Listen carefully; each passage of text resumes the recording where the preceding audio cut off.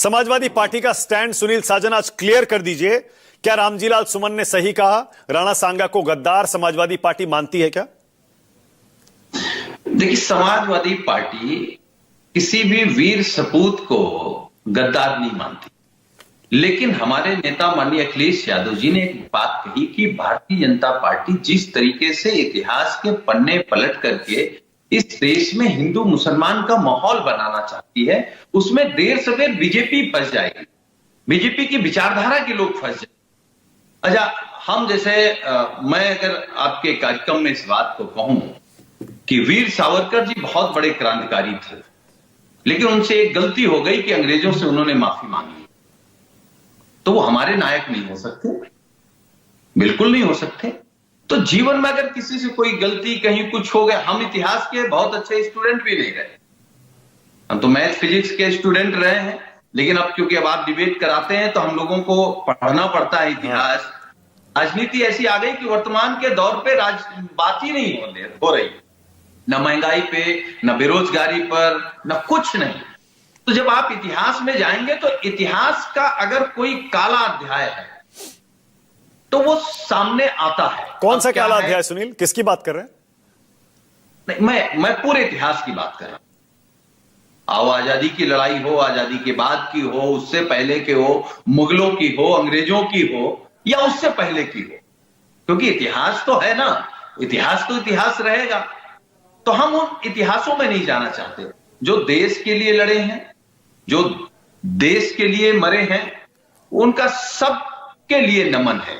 लेकिन मेरा सुझाव है मानक गुप्ता जी के कार्यक्रम के माध्यम से भारतीय जनता पार्टी कि हमारे नेता ने कहा कि आप इतिहास के पन्ने मत पलटिए। खुद खुलकर बोलिए ना सुनील। सुनील अब बहुत देर हो गई इस बात के लिए, इतिहास के पन्ने मत पलटिए। आपके नेता ने, सांसद ने, वरिष्ठ सांसद ने कह दिया राणा सांगा गद्दार थे।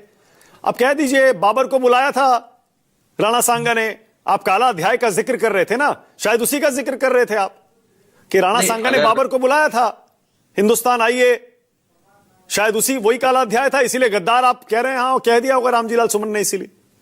तो इसको हम क्या माने? अगर बाबर को उन्होंने बुलाया था, अगर आप ये कह रहे हैं, तो इसको हम सराहनीय कदम बताएं, देश हित में बताएं, ये क्या बताएं? और दूसरी तरफ जब देश आजाद हो गया, लोकतंत्र है, संविधान से चल रहा है, तो कहां है कानून व्यवस्था? पर जरूरत क्या थी रामजीलाल सुमन को ये सब कहने की? औरंगजेब पर बहस चल रही थी इस देश में, औरंगजेब पर बहस चल रही थी, आक्रांताओं पर बहस हो रही थी।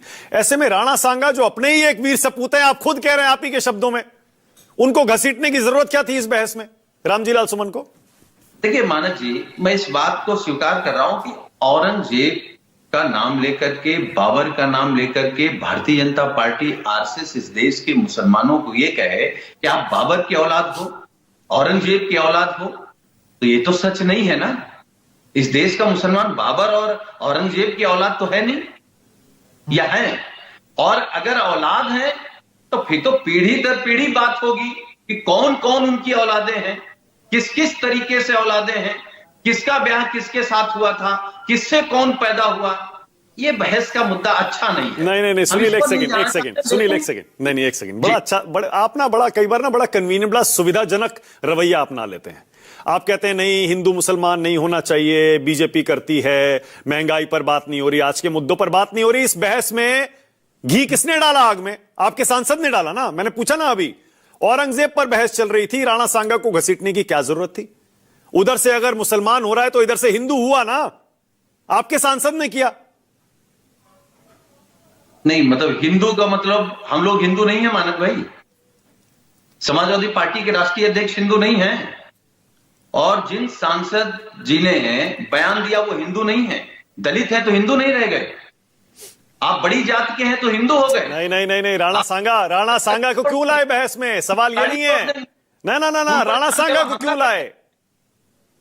औरंगजेब को गद्दार कहा गया, आक्रांता कहा गया, तो राणा सांगा को गद्दार कहना जरूरी था क्या? आप खुद कह रहे हैं कि नहीं, वीर सपूत हैं वो हमारे।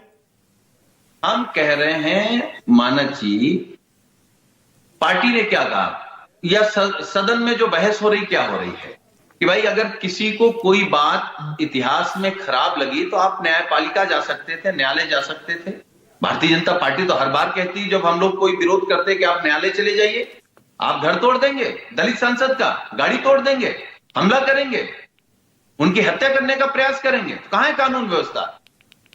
इसको हम ज्यादा बड़ा काला अध्याय मान रहे हैं। वो जो काला अध्याय रहा होगा वो रहा होगा। अच्छा ठीक है, ये काला अध्याय बिल्कुल सही। नहीं, मैं इससे सहमत हूं, और देखिए इस पर आपसे सब सहमत होंगे, ये गुंडागर्दी तोड़फोड़ इसकी कोई जगह समाज में नहीं है।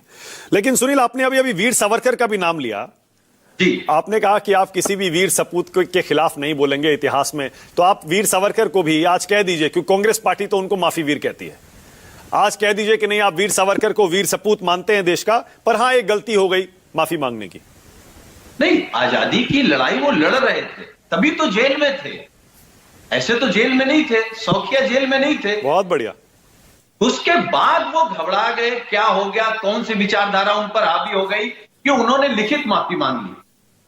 ओके ठीक है सुनील, लेकिन ये सुनील, लेकिन देखिए, मान लीजिए सुनील, मान लीजिए आप इस डिबेट में अकेले पड़ गए, संसद में भी अकेले पड़ गए और इस डिबेट में भी अकेले पड़ गए, कांग्रेस पार्टी नहीं आई इस डिबेट में, वो नहीं मानती राणा सांगा को गद्दार।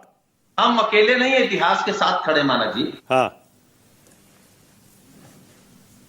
इतिहास के अच्छा ठीक है, ओके रोहन।